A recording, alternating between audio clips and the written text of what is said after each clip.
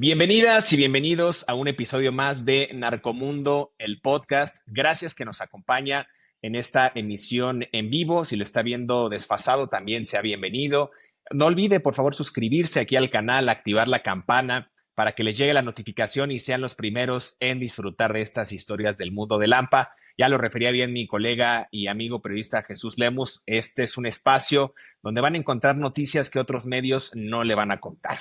Y bueno, pues para darle la más cordial bienvenida, pues le mando un gran abrazo a mi querido Jesús Lemus. ¿Cómo estás, amigo? Bienvenido aquí a mi podcast, tu podcast, nuestro podcast. Gracias, querido José Luis, siempre con el gusto de poder saludarte, de estar contigo, con nuestra audiencia, pues para contar estos temas escabrosos que en otras partes, insisto, no los van a encontrar más que aquí. No sé si porque... No, ya no sé ni por qué estamos en este tema, mi querido José Luis. Iba a decir por valientes o por qué. No, simplemente es parte de lo que nos ha llevado nuestra evolución periodística, ir conociendo estos trabajos y hemos ido adentrándolos desde el estudio periodístico y muy contento de poder compartir aquí con nuestra audiencia, pues lo que hemos ido encontrando, lo que hemos ido estableciendo en esta línea de investigación y de tiempo para poder tratar de entender mejor este fenómeno que es el narcotráfico hoy en México, que tenemos que irlo entendiendo justamente como un proceso histórico, como una etapa histórica de esta nación. No es porque sea una apología del delito, vuelvo a insistir, sino porque es justamente parte de este proceso histórico que nos ha tocado vivir en este acontecer mexicano. Oye, pues lo dices muy bien, mi querido Jesús Lemus. No quiero dejar pasar este episodio para justo agradecer a la gente que acudió el pasado 29 y 30 de noviembre a la Feria Internacional del Libro en Guadalajara y pudimos saludar a algunos de los podescuchas, algunos de los fieles seguidores de Narcomundo. Estuvimos en la presentación de tu obra Cara de Diablo, en la presentación de Ricardo Ravelo de Fentanilo, la era diabólica de las guerras, la era diabólica de las drogas. Y también la cuarta transformación del crimen organizado, esta obra que hago en coautoría con Ricardo Ravelo, y justo expusimos estos temas que tú bien refieres, es decir, cómo con el paso del tiempo nos encontramos en una línea, parecería que se mezcla en una relación simbiótica entre gobierno y Estado. Por eso nos ha llevado este podcast a ir hablando a veces de política, a veces de narco y a veces juntamos los dos temas porque convergen, existen, coexisten estas dos mafias del poder, el poder político y evidentemente el poder criminal. Bueno, dicho esto, mi querido Jesús, hay un tema que por ahí parecería que a principio de la semana nos lo pusieron así como ni mandado a hacer. Esto era una Exacto. noticia que tú y yo hemos venido anticipando aquí en el podcast de Narcomundo y es la declaratoria de culpabilidad de Joaquín Guzmán López, el Güero Moreno, de 39 años de edad. Recordemos que su audiencia estaba prevista para el 15 de julio, después para el 15 de septiembre la pospusieron, del 15 de septiembre la pasaron al 13 de noviembre y del 13 de noviembre dijeron, ahora sí ya es la definitiva, el 1 de diciembre. Se presenta el segundo de los chapitos, 2 de 4, diría Pam Bondi, la fiscal general de Estados Unidos. Ya tenemos 2, nos faltan 2, dice. ¿Y cómo viste esta declaratoria, pues ya más que cantada, del Güero Moreno ante las autoridades norteamericanas para obtener pues una pena que iría de los, yo creo que máximo unos 10 años y si se porta bien salen unos 5 con una libertad condicional, mi querido Jesús? ¿Cómo viste esta noticia? Bastante interesante, José Luis. Hemos visto este tema de cómo el Güero Moreno, que se declara el hijo del Chapo Guzmán, el Chapito, el Joaquín Guzmán lo era. Perdón, no, este es Guzmán López. López. Sí, Uh -huh. este muchacho se declara, pues sí, como tú bien dices, con pocas novedades, pero esas pocas novedades bastante interesantes. Primero, me parece que ya estaba demasiado cantado el llegar al acuerdo, al pacto con el gobierno norteamericano, que parece ser la dinámica también del gobierno de Estados Unidos. Parece que ahora Estados Unidos los persigue a los grandes narcotraficantes no para aplicarles justicia, sino para sondearlos, sopearlos y perdonarlos, y darles una vida de lujo que de otra forma no la alcanzarían. Entonces me parece que no rompe con el cartabón la justicia norteamericana doblándose ante el poderío del narcotráfico, porque al final de cuentas es eso. Si fuera justicia que no se dobla, pues meten a la cárcel a Joaquín Guzmán López. Pero como llegaron a la negociación, ellos doblaron, han sabido jugar en su propio terreno, han sabido ganarles al propio sistema en su cancha, y pues ahí tienes un logro más, yo no diría de la justicia norteamericana, un logro más del narcotráfico mexicano que dobla la justicia norteamericana y que gana gana un premio de perdón a cambio de colaborar y de decir algo. Tú dices, sentencia de 20 que se traduce a lo mejor en 10 y si se porta bien, sale hasta antes de tiempo. Yo casi estoy seguro que el caso de Joaquín Guzmán López va a terminar dentro de muy poco. Ni cuenta nos vamos a dar cuando salga, por supuesto, de prisión. No creo que pase 2 años en prisión, mi querido José Luis, y creo que va a aportar, porque ¿cuál es la función de este muchacho de Guzmán López, Joaquín? La función de él es secundar lo dicho por Ovidio. Y con esa fórmula, la Fiscalía de Estados Unidos va a poder encausar a cualquiera que se le antoje. Si lo dijo Ovidio y lo ratificó Joaquín, dalo por un hecho de que va a estar más que sólido para la justicia norteamericana y con esa fórmula pueden ajusticiar a quien ellos quieran. Eso es lo que estaba buscando Estados Unidos, tener esa fórmula de dos actores importantes del narcotráfico. ¿Te acordarás tú de aquellos hermanos colombianos que estuvieron en el caso de Joaquín Guzmán? Lo era. Ellos hicieron la misma función, los hermanos colombianos, que decía uno una cosa y el otro lo ratificaba y, ya ves como si es cierto. Es la misma función que va a cumplir este muchacho. Sin embargo, antes de pasar al siguiente punto que me gustaría que lo replanteáramos, me parece muy importante una cosa que surgió en todo esto, José Luis. En la declaración de culpable de Joaquín Guzmán López, creo que resalta una cosa. Por primera vez despeja la duda y dice cómo fue la traída o la llevada de el Mayo Zambada desde Sinaloa hasta Nuevo México en Estados Unidos. Y eso, aparte de despejar dudas, abre una ventana infinita de posibilidades porque le está haciendo un guiño al gobierno de la 4T al decir, yo secuestré al Mayo y no me lo pidió Estados Unidos. Y con ese solo hecho que dice de manera aparentemente inocente Joaquín Guzmán López, en realidad le está diciendo a Estados Unidos, a México, mejor dicho, le está diciendo, ¿sabes qué?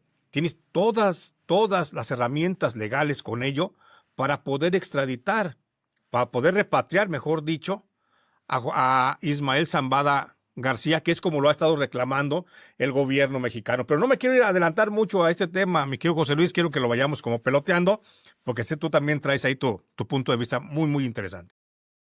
Sí, oye, fíjate que para darle esta lectura también a la declaratoria de culpabilidad de Joaquín Guzmán López, híjole, yo creo que ya hablábamos de cómo pospusieron en varias ocasiones la audiencia, se declara culpable de al menos 2 de los 4 o 5 cargos que rezan sobre él de tráfico de drogas y de pertenecer a una empresa criminal continua o continuada. Y fíjate que hay un detalle muy interesante cuando Joaquín Guzmán López se presenta en la Corte del Distrito Norte en Illinois, porque parecería que en este acuerdo, insistimos, perdonen que seamos tan repetitivos y parezca disco rayado, pero en este acuerdo ya cantado, ya sobado, ya manoseado, Joaquín Guzmán López inclusive bromea con la jueza Sharon Johnson Coleman. Y te voy a decir a qué me refiero. Cuando se presenta el Güero Moreno en la corte, la jueza Sharon Coleman le pregunta, la jueza Sharon Johnson Coleman le pregunta, ¿cuántos años tienes? Y el Güero Moreno responde 39. En su revire, la jueza, la litigante, le dice, oye, pero sí tienes 39, porque luego ustedes se cambian la edad.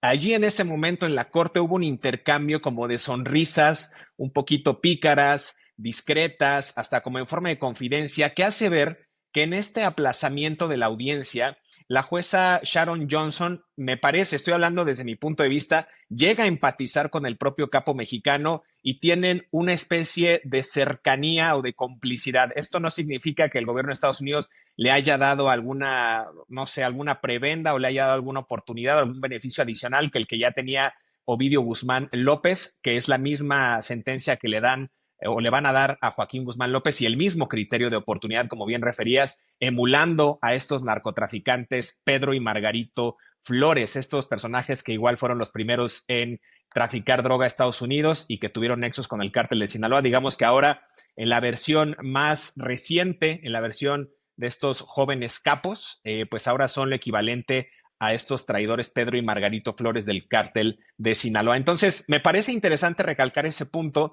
e incluso la audiencia del Mayo Zambada se adelanta para el 12 de enero de 2026 con el mismo juez, Brian Cogan, en la Corte del Distrito Este, el mismo que juzgó al Chapo Guzmán. Vamos a ver si los beneficios para el propio Mayo Zambada van a ser similares a los de los hermanos Guzmán López o le tocará una sentencia firme como al Chapo Guzmán, ahora que solamente le quedan algunos años de vida a este hombre, al Mayo Zambada, quien se rumora tiene pues algunos problemas de insuficiencia renal, por ahí dicen que diabetes y otros por ahí rumoran que hasta cáncer, mi querido Jesús. Y entrando a este tema que bien referías tú, parecería que lo que narra, digo, no me voy a apropiar de esta parte para irnos peloteando la entrega del Mayo Zambada, que es un caso excepcional, que yo creo que si lo hubiera pensado Netflix para una serie, hubiera tenido que contratar a Joaquín Guzmán López para que narrara cómo fue la entrega del Mayo Zambada. ¿Cómo viste tú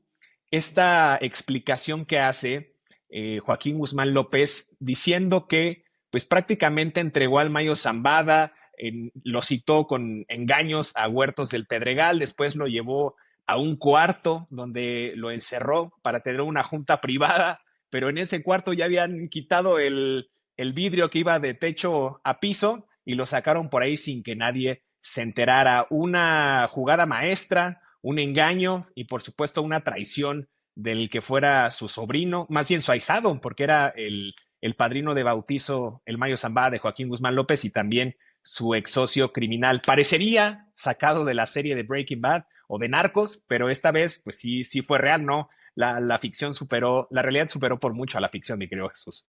Mira, se me hace demasiado elaborada esa versión de Joaquín Guzmán López por el solo hecho de que nada más hay que recordar el antecedente.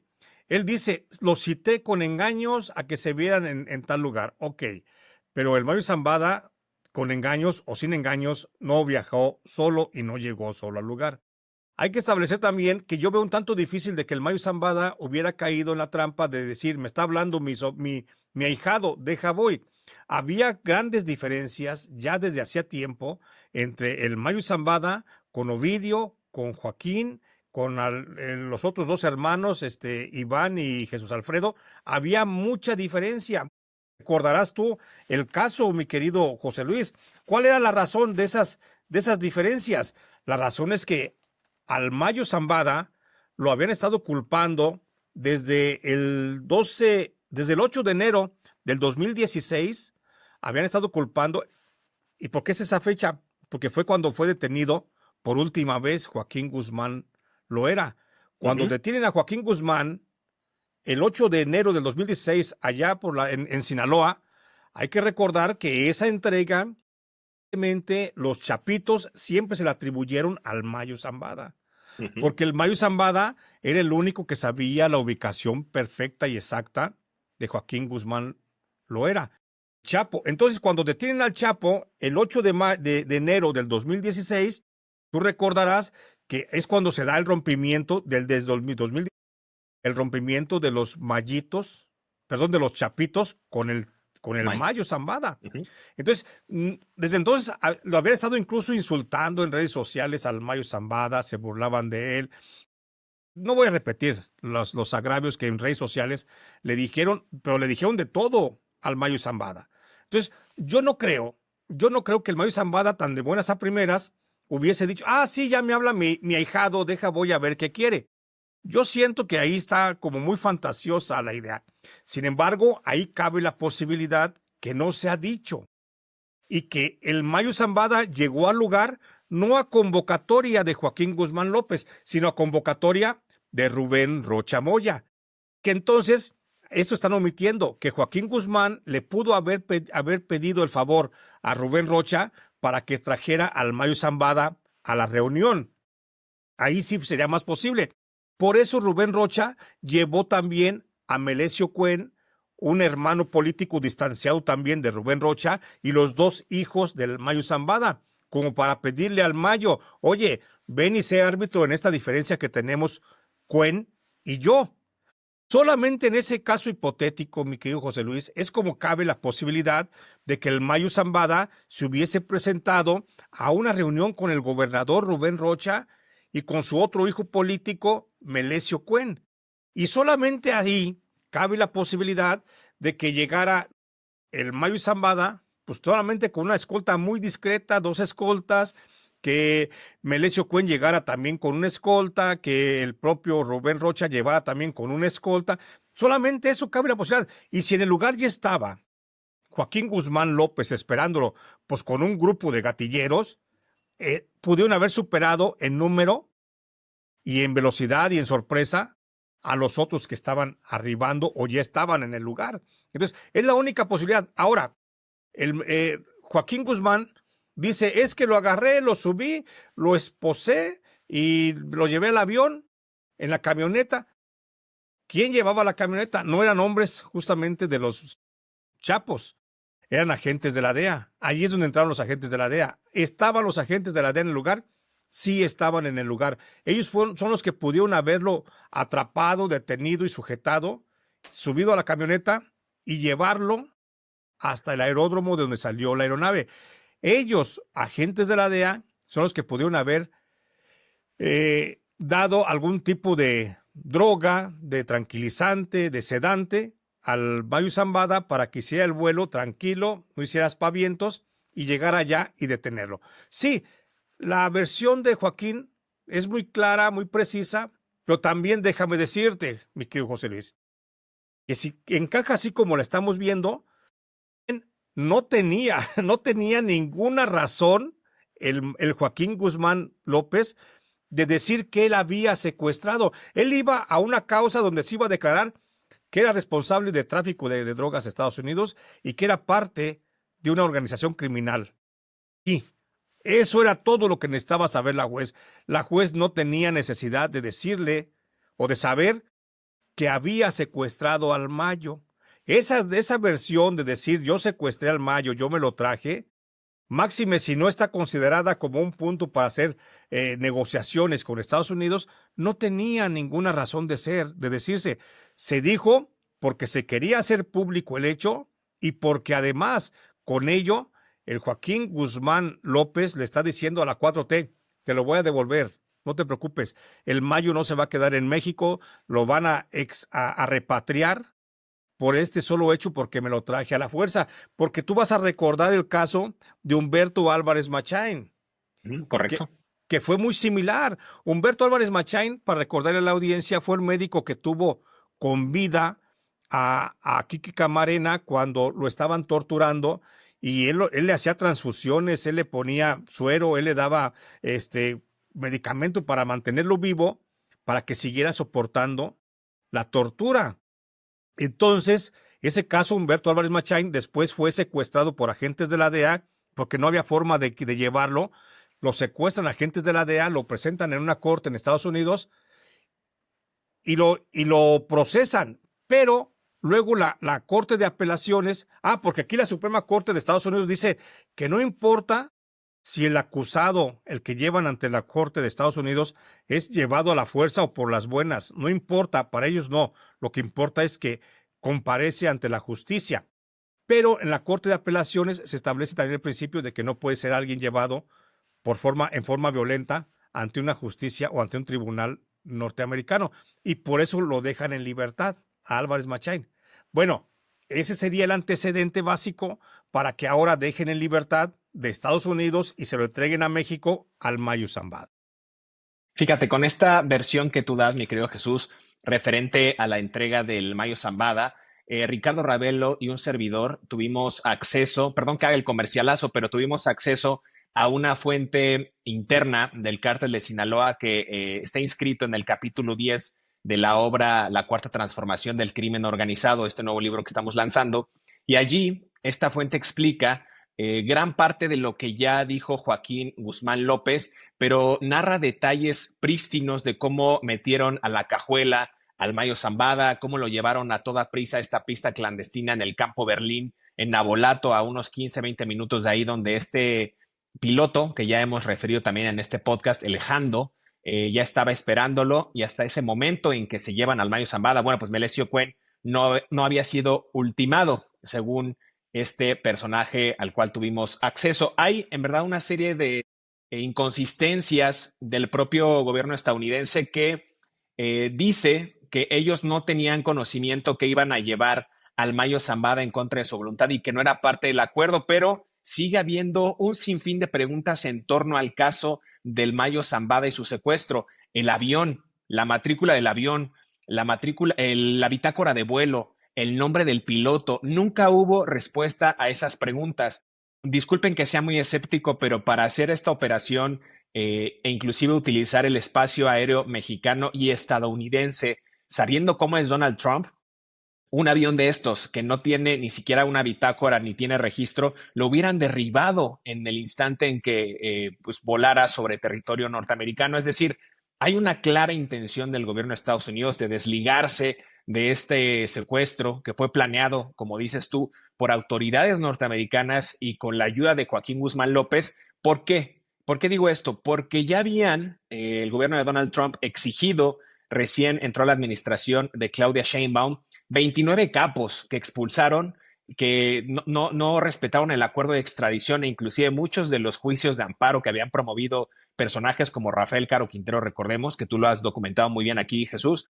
También habían expulsado después a 26 capos, es decir, ya había una tanda de 55 capos, y esto también viene a colación porque en la administración pasada de López Obrador, recordemos que fueron muy férreos contra los agentes de la DEA, los expulsaron e inclusive algunos de ellos no les renovaron sus visas para que hicieran operaciones aquí en México. Entonces, ¿qué hizo el gobierno de Estados Unidos? Ahora ya lo ve de manera frontal y prefiere negociar con los narcotraficantes directamente para este tipo de operaciones encubiertas y dejar muchas dudas disipadas o irlas diseminando poco a poco porque no han podido responder cada una de estas interrogantes. El hecho es que el secuestro del Mayo Zambada, que parecería, insisto, de Breaking Bad, de la serie de Narcos en la que llega Joaquín Guzmán López y orquesta una operación para llevarlo a un cuarto y a otro y después sacarlo a la fuerza, pues nos confirma precisamente esta hipótesis que en algún momento surgió de que sí trabajó en conjunto con las autoridades norteamericanas.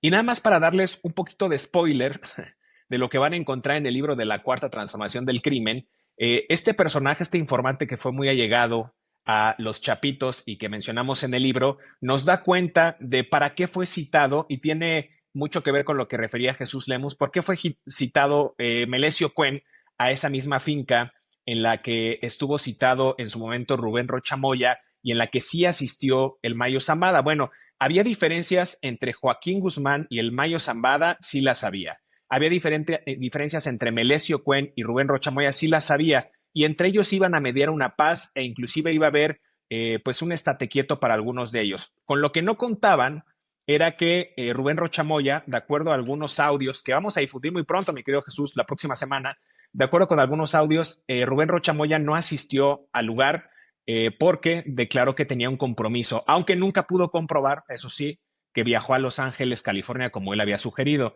Y la otra es que ahí se había gestado por lo menos con algunas semanas, inclusive meses de antelación la operación para extraer al Mayo Zambada, e inclusive varios de los narcotraficantes se habrían reunido con Rocha Moya para operar este plan, e inclusive antes de que acabara su sexenio, en su 15ª visita, el expresidente López Obrador platicó con Rubén Rocha Moya después de estas presuntas reuniones de capos con el mandatario estatal de Sinaloa. ¿Tuvo conocimiento el presidente de la República de la extracción del Mayo Zambada? Es muy probable que sí, porque el presidente ha referido que ninguna cosa se mueve, ningún negocio jugoso se hace al amparo del poder sin que lo conozca el propio mandatario federal. Entonces, vamos a dejarlo así, pero yo creo que es un plan maestro, es un plan muy bien maquetado que lleva también el tufo del gobierno.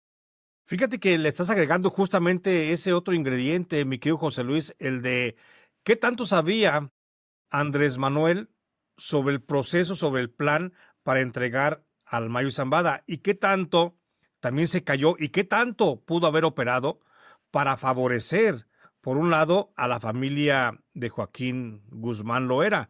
Sabemos que sabemos que tenía relación con el cártel, Andrés Manuel tenía relación con el cártel de Sinaloa. Sabemos que lo mismo recibió dinero por parte de la fracción de la familia de Guzmán López, de Guzmán Loera, que por parte de la familia de Zambada García. Entonces, sabemos que en los dos había, pero los que habían mantenido comunicación más cercana con el presidente López Obrador cuando llegó al poder en el 2018 fue sin duda la familia del Chapo Guzmán. El Mayo Zambada nunca más se volvió a acercar a hacer contacto con Andrés Manuel López Obrador. El Mayo Zambada hacía contacto a través del que era el secretario de Seguridad Pública, Alfonso Durazo Montaño. Y a veces lo hacía el contacto justamente a través de la cadenita. El Mayo Zambada le platicaba a Rubén Rocha a Alfonso Durazo, y Alfonso Durazo le hacía llegar el mensaje al presidente López Obrador. Una cadena muy larga para esos negocios tan intensos que se dan entre la política y el narcotráfico. Sin embargo, por el lado del contacto de la familia de Guzmán Loera, del Chapo Guzmán, era muy simple. La señora mamá del Chapo contactaba directamente al secretario particular del presidente y ya estaba conectado. Entonces, bajo esa posibilidad, mi querido José Luis, de que tenía más contacto por el lado del Chapo que del Mayo con el cártel de Sinaloa, yo no veo lejana la posibilidad de que el mismo Andrés Manuel pudo haber tenido en sus manos la opción de dejar correr esa acción por agentes de la DEA, que por eso era también el discurso. Si nos fijamos en el discurso del presidente López Obrador, mi querido José Luis, vamos a encontrar que arreciaba el discurso contra la DEA cuando la DEA ejecutaba acciones en el gobierno, en territorio nacional, con el aval del gobierno mexicano. Y no tengo la menor duda entonces de que el presidente López Obrador pudo haber permitido, autorizado la incursión con un acuerdo al más alto nivel con Estados Unidos, la incursión de una célula de la DEA para apoyar la acción de Joaquín Guzmán López y lograr la captura de el Mayo Zambada. Tal vez por eso. Ahora, ¿qué pudo haber movido a Andrés Manuel López Obrador en el hecho de que darle posibilidad y carta abierta para que la DEA fuera a la captura del Mayo Zambada? Pues pudo haber sido, a final de cuentas, que esperaban que el Mayo Zambada fuera aniquilado en el lugar de los hechos y que nunca más volviera a platicar de las relaciones. Afortunadamente, el Mayo Zambada fue entregado con vida y se metió en un berenjenal el presidente López Obrador por la posibilidad que existe de que el Mayo Zambada cuente cómo financió al gobierno de la Cuarta Transformación. Pero se pone muy interesante esa versión. Ahora va a corresponder a la fiscal Ernestina Godoy. A la fiscala Uy, le dicen, mi querido José uy, Luis, a la fiscal Carnala. a la fiscala carnala, a Ernestina Godoy, seguir con el proceso que ya traía en sus manos el señor Munrajes Manero. ¿Te acuerdas que él ya Sí. traía la idea de decir, porque lo dijo en una mañanera, que por lo menos en 4 ocasiones ya habían solicitado la repatriación del Mayo Zambada y que no se había logrado? El Mayo Zambada también exigió que México lo repatriara pues para enfrentar un proceso en la Fiscalía de la República en México, y no había ninguna respuesta. Vamos a ver hasta dónde llega la intención de la fiscal Ernestina Godoy para que sí se traiga al Mayo Zambada. Ahora que ya existe la versión oficial de que hubo un secuestro, y con eso la puerta está abierta. Estoy seguro que es cuestión de que el Mayo diga, ya me quiero ir, para que la presidenta de México y la fiscal general de la República de México reclamen al Mayo Zambada como un connacional que debe estar siendo juzgado por las autoridades y la justicia en México. Nunca habían movido el aparato político para recuperar a un connacional como lo están haciendo con el Mayo Zambada, ¿no? De hecho, dicen que tiene aquí 3 órdenes de aprehensión en México y bueno, nunca ejecutaron alguna acción en concreto para capturarlo. Y recordar esta entrevista ahorita que referías a algunos temas en cuanto a la comunicación de Zambada con la cúpula política, llegando casi a López Obrador, igual la familia Guzmán con el propio expresidente mexicano. Recordé cuando María Scherer se vuelve a reunir con el Mayo Zambada después de que su padre lo hizo, a eso me refiero, y el propio Mayo Zambada elogia las políticas sociales del expresidente López Obrador diciendo que había sido un buen presidente. No sé por qué me dio la idea que había una relación, o me hace pensar que había una relación cercana y que el propio Mayo Zambada también quedó embelesado y enamorado del discurso López Obradorista, que solamente fue, como dijiste tú, en mi presentación del libro, mi querido Jesús, pues un eslogan, una frase de campaña muy pegadora. No hubo más allá en la praxis con hechos concretos, un avance en materia de desarrollo social. Bueno, lo veo yo de esta manera. Me parece interesante que ahora la fiscalía con esta consecución de hechos le toque a Ernestina Godoy pues de alguna manera operar para ver si va a regresar el Mayo Zambada. En una de esas se les muere en el intento por la avanzada edad que tiene el hombre, o también negocian alguna otra cosa, porque recordemos que Estados Unidos no da un paso sin guarache. Ovidio y Joaquín Guzmán López, aquí lo dijimos, no solamente ha aportado información de políticos mexicanos inmiscuidos en el crimen organizado internacional, sino también ha aportado elementos de sobra y de fondo del cártel de los soles en Venezuela, liderado por Nicolás Maduro, y vemos que hay operaciones muy en concreto que podrían derivar en el derrocamiento de este dictador latinoamericano. Entonces, vamos a ver cómo se maneja, mi querido Jesús. Está muy interesante el panorama y por lo tanto, y por lo mientras, dice la fiscal general de Estados Unidos, Pam Bondi, pues ya tenemos dos chapitos como si fueran estampas coleccionables de un álbum Panini. Dice, ya tenemos dos, nos faltan dos. Falta Iván Archibaldo y Jesús Alfredo, por quienes ofrecen recompensas de 10 millones de dólares para cada uno. ¿Será que ahora la carrera criminal, y lo voy a dejar en el aire, la carrera criminal de capos mexicanos no es quién permanece más tiempo en el poder en este lado mexicano, sino quién llega al mejor acuerdo con Estados Unidos y quién logra de alguna manera conservar la suma de dinero que amasaron producto de la venta de drogas y otros delitos? Yo creo que ahora ya no es yo quiero tener más poder, sino yo quiero tener más poder para poder ejercerlo o poder deslindarme de estas operaciones desde Estados Unidos con una nueva identidad, con una nueva vivienda, con nacionalidad norteamericana y teniendo a mis familiares, como lo hizo Ovidio y Joaquín, al menos 17 de ellos, del otro lado de la frontera. Esa es la carrera ahora. Y ve tú a saber, querido José Luis, cuál sea la petición, el pliego petitorio que presente Joaquín Guzmán López ante el gobierno norteamericano, ahora que ya pues es parte, es hermanito de los fiscales de allá de Estados Unidos, ya se va a sentar a tomar el café con ellos y a platicar todo lo que quieran saber. Vete a saber cuál sea la petición. Por eso yo otra vez decía en uno de mis espacios, que José Luis, y permíteme decirlo aquí, creo que el caso de Ovidio Guzmán y de Joaquín Guzmán López son los únicos casos que yo conozco de narcotraficantes exitosos. Todos los demás casos que he visto, que he estudiado, que he conocido en mi vida periodística, todos han terminado o en la tumba o en la prisión.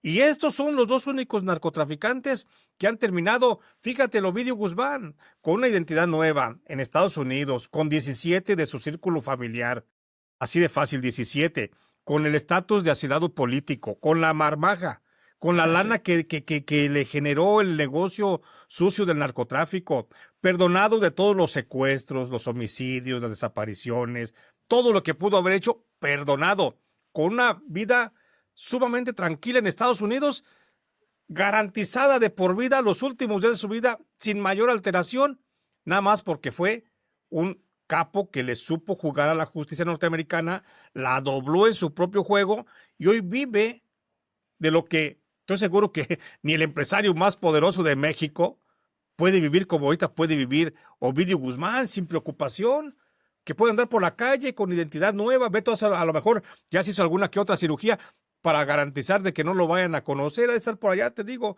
en Montana ordenando unas vacas por allá toda madre, pasando la vida feliz.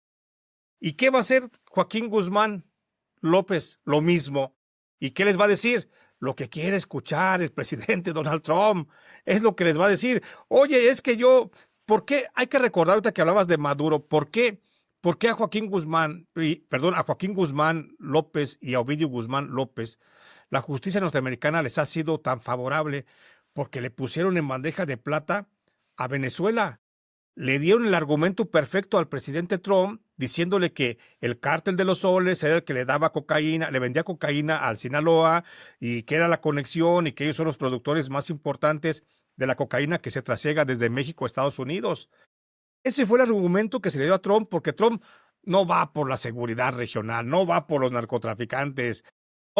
Tan no va por los narcotraficantes que acaba de perdonar a un narcotraficante, al expresidente de Honduras, a Juan Orlando Hernández, le acaba de perdonar, lo acaba de indultar, tenía 43 años para la prisión, el expresidente de Honduras, que era socio del cártel de Sinaloa. Porque Chapo, acuérdate que Chapo Guzmán le pagó $2 millones para hacer la campaña y hacerlo presidente de Honduras. Era su socio, terminó su gestión, se lo lleva el gobierno de Biden, lo procesan, lo encarcelan y le dicen 43 años de cárcel por narco. Llega Trump y le dice, no, tú no eres narco, y lo saca. Como que, ¿a qué están jugando? ¿A qué está jugando el presidente Donald Trump para quitarle el control al cártel de los soles, controlar las rutas de trasiego de drogas por el Pacífico y deja libre a un gran narcotraficante como es Juan Orlando Hernández, expresidente de Honduras, socio de Sinaloa? Y también, por otro lado, está negociando el presidente Donald Trump vía Fiscalía, vía DEA, está negociando con Ovidio Guzmán y con Joaquín Guzmán López. O sea, hay algo que no suena bien. Aquí no estás, hay algo que está oliendo muy, muy mal, mi querido José Luis, en donde el pretexto de la seguridad regional, el combate al narcotráfico, que el diablo se los crea, que está haciendo el gobierno norteamericano, es para presionar a que deje el gobierno Nicolás Maduro.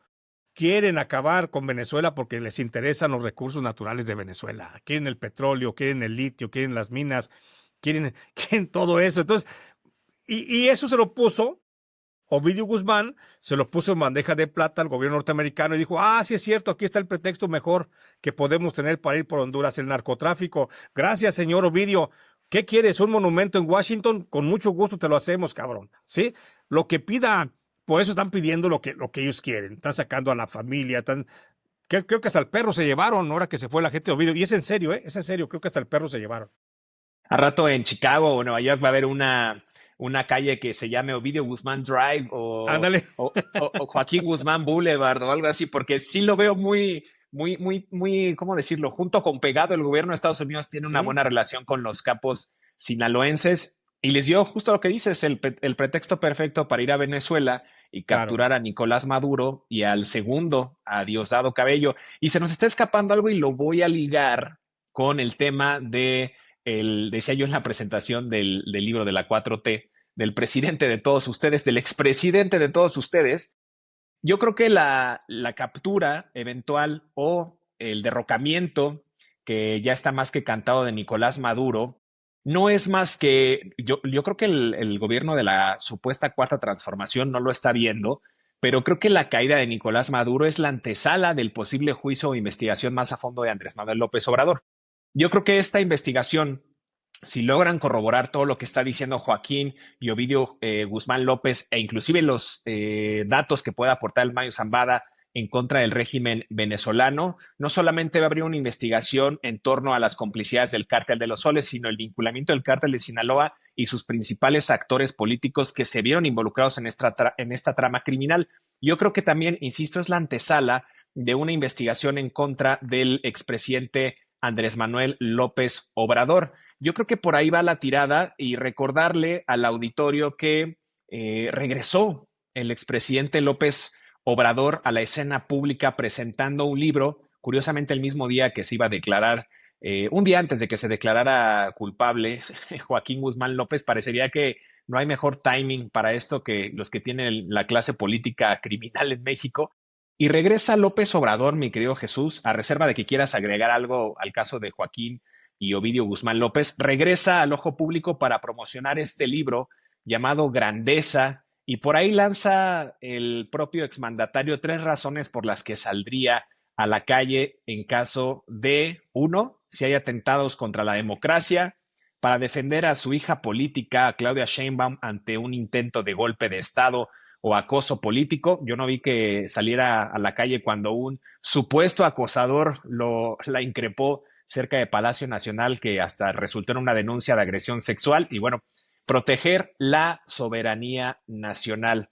A reserva, insisto, de lo que quieras agregar de Joaquín Guzmán López, ¿cómo viste este mensaje del patrón desde Palenque, instalado en su rancho con pavos reales, pavoneándose ahora sí del poder que tiene y saliendo a defender cuando tienen crisis por Carlos Manso, la salida de Gertz, el involucramiento de Ramírez Bedoya en este crimen que parece ser de Estado, la violencia incesante, la guerra en Sinaloa que no para después de un año y medio casi, el involucramiento de sus hijos en el tema del huachicol fiscal, Adán Augusto López con la barredora. Parece que en un año ha pasado lo que en otros sexenios ocurría precisamente en estos 6 años. ¿Cómo viste la llegada y el regreso de López Obrador? El megalómano, mi querido hermano, el megalómano que siente que sin él no funciona el puto universo.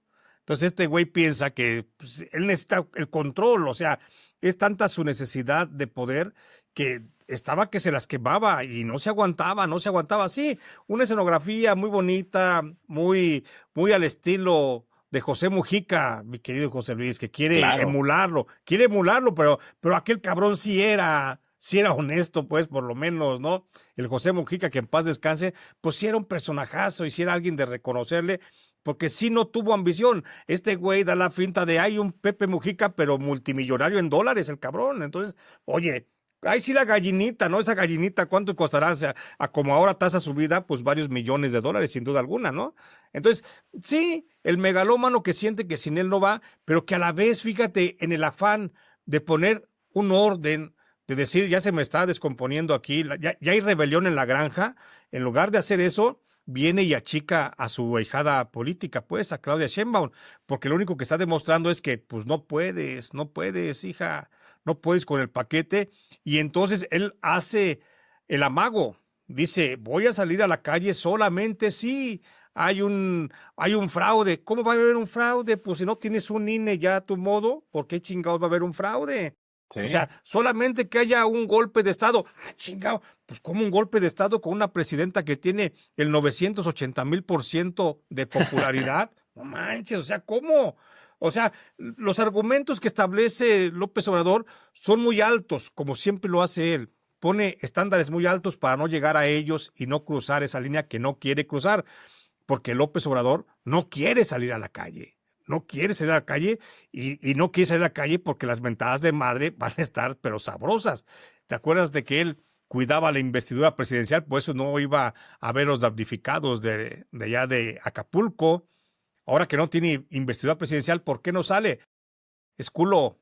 Le tiene miedo a las mentadas de madre de la gente. Claro, igual que la presidenta Claudia Sheinbaum, con su tanta popularidad, ¿por qué no va a la inauguración del Mundial? No, mejor va a regalar el boletito para no ir a la inauguración. Pues sí, pues ¿por qué no va? Si tienes, como dices, el 73% de la popularidad, Sí. no va a haber rechiflas.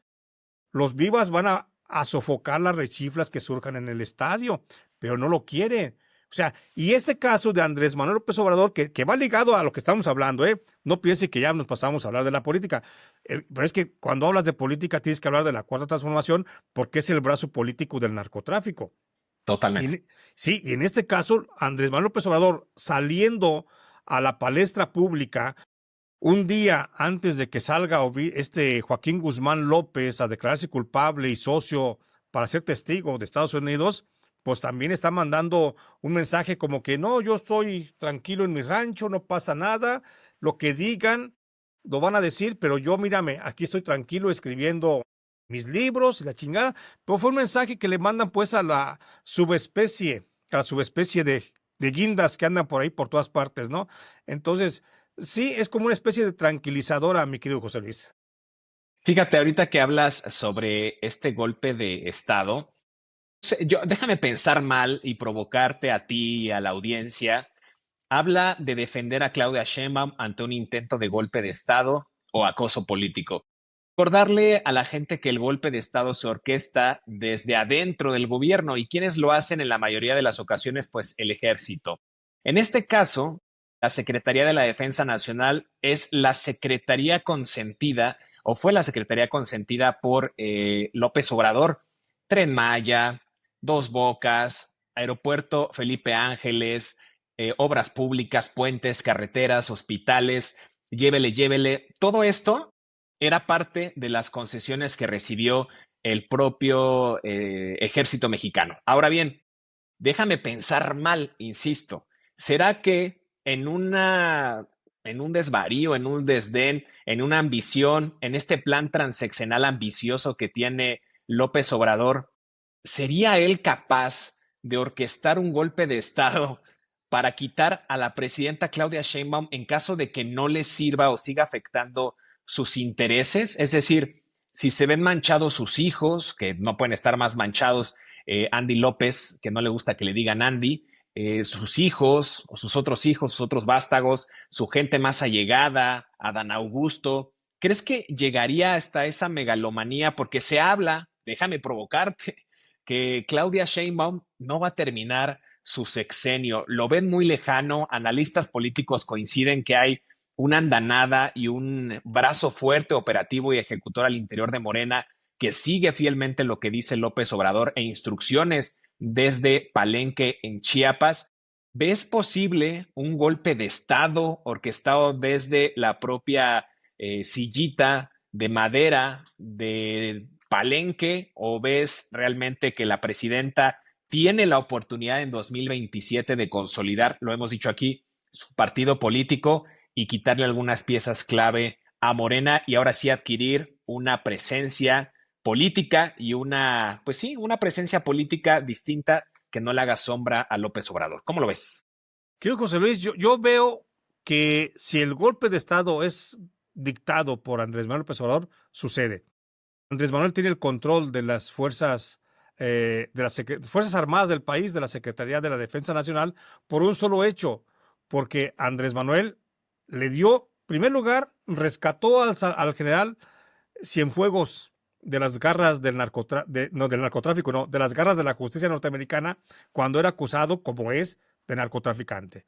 El general Salvador Cienfuegos Cepeda, uno de los más grandes narcotraficantes, fue protegido por Andrés Manuel López Obrador. Y eso queda en el agradecimiento de todos los que controlan la Secretaría de la Defensa Nacional. Y Punto lo número dos. condecoraron, hasta lo Sí, condecoraron. lo condecoraron y se me hace que hasta en secreto le haber dado un beso.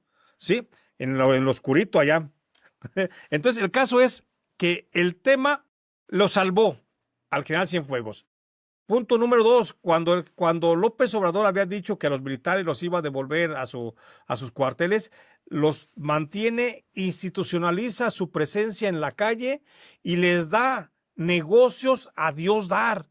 No nomás el negocio del combate al narcotráfico, que en sí ya es una gran utilidad económica para muchos generales, sino también les da la posibilidad de que mantengan con el Tren Maya, con el Transísmico, con esa red de ferrocarriles que ahora está haciendo Claudia, que la dejó establecida él, con las autopistas, con el programa de bacheo, con las aduanas, con todo lo que les va planteando.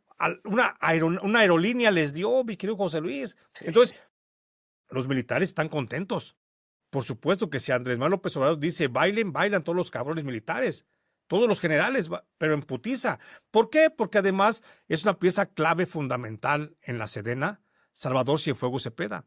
Y Cienfuegos Cepeda debe estar agradecidísimo con López Obrador de que lo salvó de la justicia norteamericana, que ya lo tenía por lo que es un narcotraficante. Entonces, creo que si hubiera un golpe de Estado como lo ha dejado entrever López Obrador, entonces él saldría justamente a salvar a la nación, a salvarte a ti, a salvarme a mí, a salvar el país completo, porque así se siente ese güey. ¿Sí? Entonces, ¿sí puede darse? Sí puede darse si ese golpe de Estado es dictado por el señor presidente de Palenque. Ahora, Claudia Sheinbaum no la deja gobernar, aunque Claudia está tan troquelada en su cabeza y se le disculpa por lo mismo, ¿no? No puedes tú pedir, o sea, algo más lúcido, ¿no? Pobre señora, está muy troquelada en la cabeza y tan troquelada está que dice, es que no nos van a separar. Pues nadie quiere que te separes, güey, nomás haz tu trabajo, ¿sí? Entonces, la señora no puede gobernar. Tan no puede gobernar que tuvo que haber sido López Obrador el que le quitó al fiscal Gers Manero. ¿Sí? Y hoy hoy dicen, es que ya Claudia se hizo de la fiscalía, ahora que el inútil corrupto, que el corrupto útil, mejor dicho, de Gers Manero, dejó de ser útil y lo corrieron, ya Claudia se hizo de la fiscalía. No se confundan. La fiscalía se la entregaron a Ernestina Godoy y Ernestina Agárrense. tiene lealtad con Claudia, pero tiene más lealtad con López Obrador. Ernestina Godoy es una especie de Rosa Isela Rodríguez.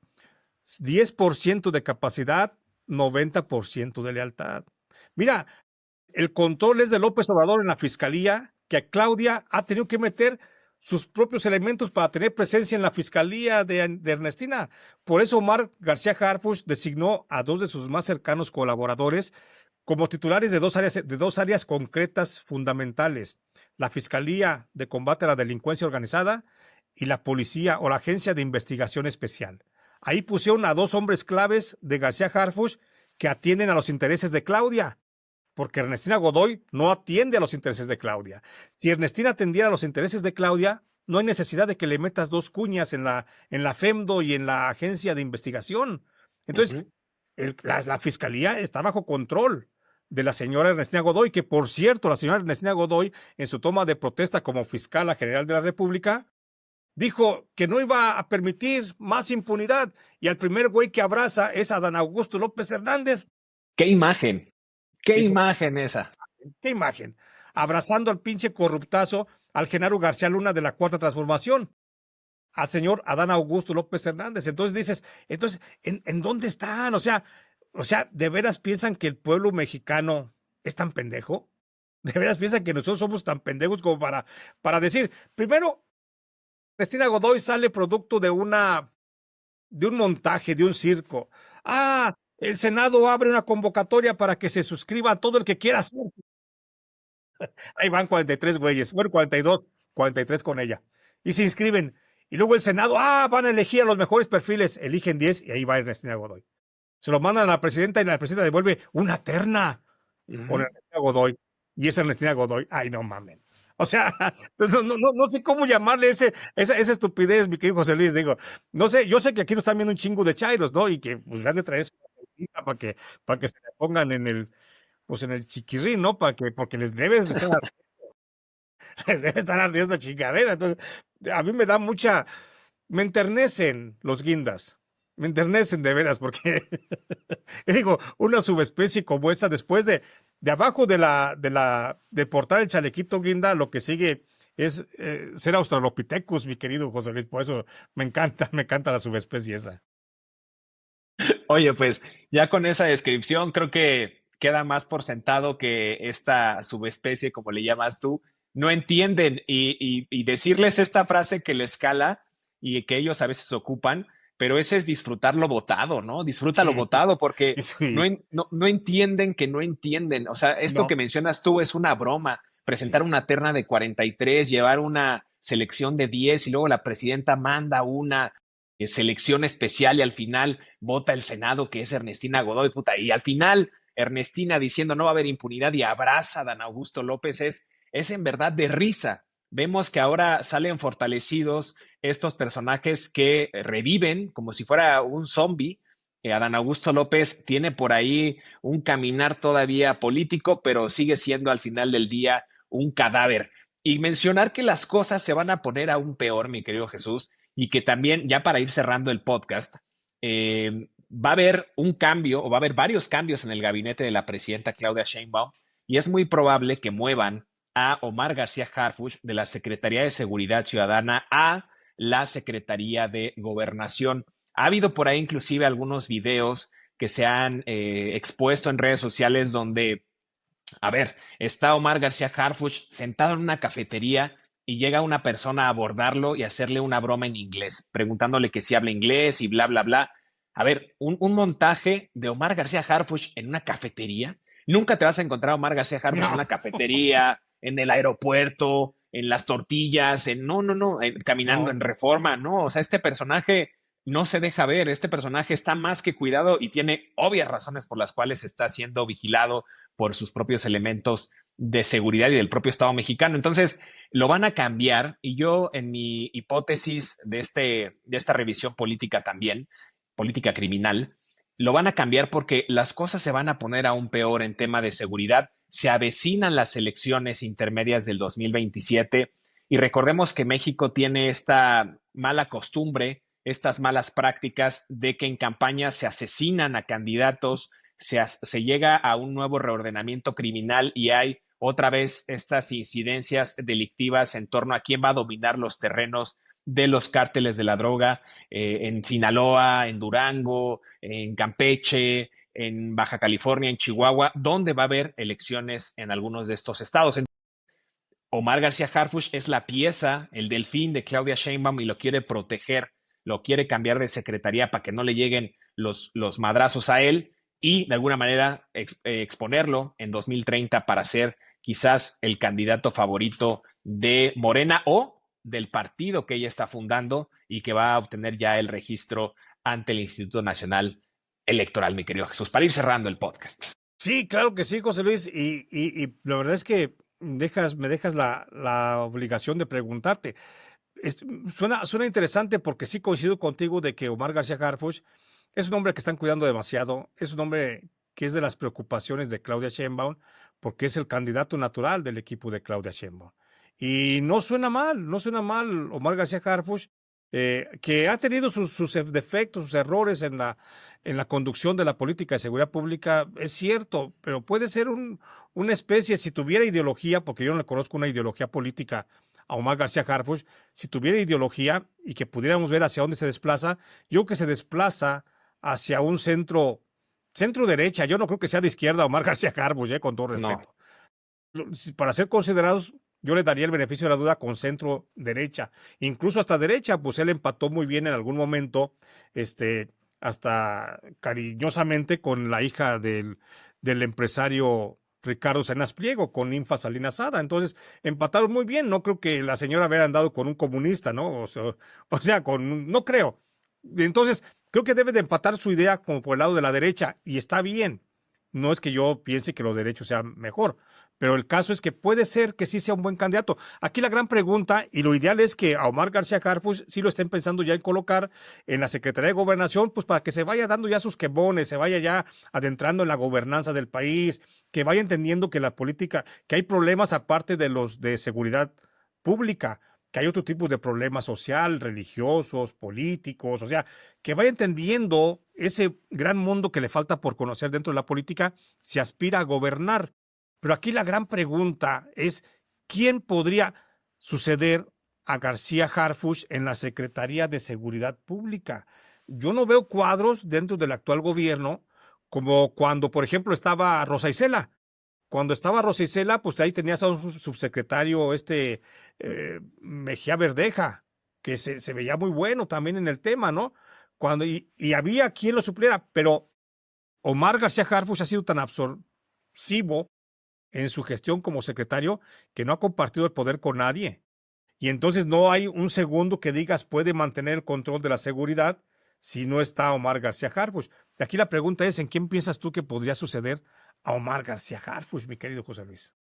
Híjole, fíjate que ahí lo pensé que por ahí va la pregunta. Pensé en dos candidatos que en algún momento, recordar que Marcelo Ebrard tuvo una muy buena relación con el alcalde de Nueva York, Bill de Ah, Blasio, sí, me parece que se llama, sí. y Marcelo Ebrard implementó muchas estrategias para hacer la Ciudad de México, en ese momento cuando era jefe de gobierno en la Ciudad de México, pues una ciudad, una capital más segura. Me parece que Marcelo Ebrard tiene buenos contactos, tiene buen perfil, sabe el manejo de la urbe, conoce de principio a fin cómo se hace política y cómo puede también desligarse o desbandarse si es que ocurre algún hecho fatídico en el país. Me parece que Marcelo Ebrard tiene un perfil, pero no sé si vayan a contemplar, en este caso, Omar García Harfuch, a un hombre cercano a él, como podría ser inclusive Pablo Gómez, el actual secretario de Seguridad Pública de la Ciudad de México, solamente como para seguir trabajando en la misma tónica. Lo veo difícil, lo veo un poco inexperto en materia de seguridad a nivel nacional, pero digamos que esos dos cuadros, sin ser un adivino o algo, podrían estar contemplados en algunas ternas. O puede llegar una sorpresa y nos pueden decir que cualquier otro personaje ahorita de la 4T puede ser el puesto que tú quieras. Digo, no es que tengamos a los mejores cuadros gobernando en el país, ¿no? Hay personajes indeseables o que no tienen la experiencia necesaria y están en algunas secretarías de Estado. Entonces, las ocurrencias en la 4T pueden ser muy sorpresivas, mi querido Jesús. Totalmente de acuerdo, y más pensando que en el 2027, pues Rosa Isela va a ser candidata al gobierno del estado a gobernadora del estado de San Luis Potosí. Entonces sí debe estarse pensando y fraguándose ya justamente la salida de ella de la Secretaría de Gobernación, porque si no fuera así, podría ser incluso un enroque, mandas a Rosa Isela a Secretaría de Seguridad y mandas a Omar a Secretaría de Gobernación y se acabó. Pero no creo que vaya a ser ese el escenario, José Luis. Entonces, yo voy por ti, por lo que tú dices. Pienso que puede ser Pablo. Es Pablo Vázquez, ¿no? No es. Pablo Vázquez. Sí, porque tú me dijiste Perdón, sí. Te Pablo dije Gómez. Pablo Gómez es el de la UIF, el Sí, yo, personaje yo me, que yo me sigue. asusté. Yo me asusté porque Pablito Gómez Pablo pues anda con Vázquez. problemas. El problema más grave que ahorita tiene Pablito Gómez es que se le chorrea pues el pañal de repente. Entonces se anda batiendo. Entonces está cabrón ahí el tema con don Pablo Gómez, que regresarlo a la Secretaría de Seguridad Pública se me hace que no da, pero No, ojalá que perdóname, Pablo Vázquez Camacho, se sí, da. secretario de Seguridad. Sí, sí, sí, sí, sí. Sí, sí, porque sí, yo digo, me dio escalofrío cuando dijiste Pablo Gómez, dije, ah, cabrón, ¿a No, poco Pablo así? Vázquez, dije Pablo Gómez, perdón a la Sí, audiencia, Pablo Vázquez, y no sé si dije gobernador de Nueva York, de Bill de Blasio, o no, dije alcalde, pero fue alcalde. exalcalde, bueno, ahora es exalcalde de Nueva York, nada más para precisar, porque luego aquí la audiencia no perdona, pero No, a veces tenemos errores, ¿eh? y luego los chairos, no, que si ahorita no llevamos unas 10 mentadas de madre, estamos fracasando, mi querido José Luis, estamos fracasando en este podcast. Ya sé, mi querido Jesús. Oye, pues mira, un deleite platicar contigo siempre en estos espacios. Ya se nos ha hecho costumbre, de alguna manera, desgranar esta mazorca, esta mandarina y explicarle a la audiencia con los elementos de investigación que tenemos, con las fuentes, con nuestros propios trabajos periodísticos, por dónde va la tirada de esta mezcla entre política y criminalidad. Siempre te agradezco, siempre es un gusto estar aquí contigo Contrario. y mandarte un gran abrazo.